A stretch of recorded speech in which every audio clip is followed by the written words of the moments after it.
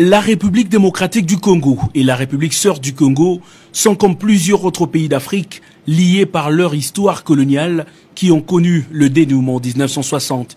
L'épopée de la souveraineté acquise presque simultanément par plusieurs pays francophones avec un accent sur son origine a été partagée au cours de l'entretien que le président de la République a accordé au chef de la diplomatie congolaise.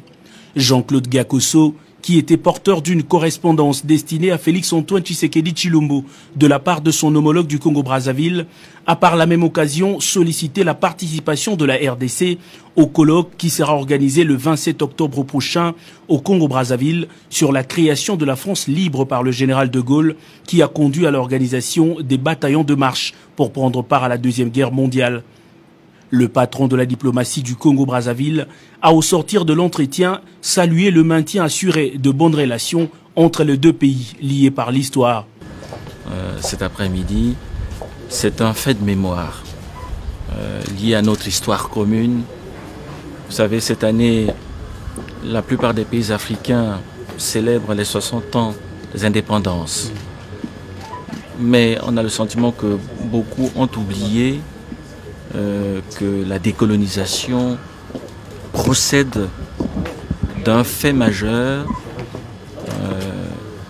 et ce fait qui n'est pas le seul, mais un fait majeur, c'est la débâcle de la France en 1940.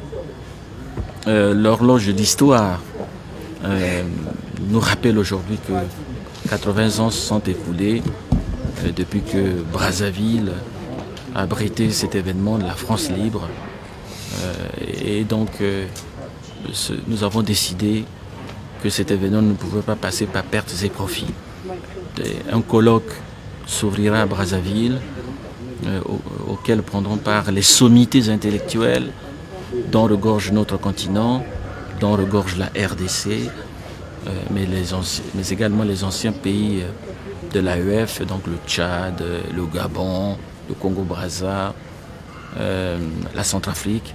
Le Cameroun était un pays sous mandat, mais il a également participé aux événements auxquels je fais allusion. Donc voilà, en deux mots, l'objet essentiel de l'audience dont son Excellence m'a fait l'honneur cet après-midi ici à Kinshasa. Marie Toumba-Nzenza et Christophe Muzungu, respectivement ministre congolais des Affaires étrangères et ambassadeur de la RDC au Congo-Brazzaville, ont pris part à ces échanges.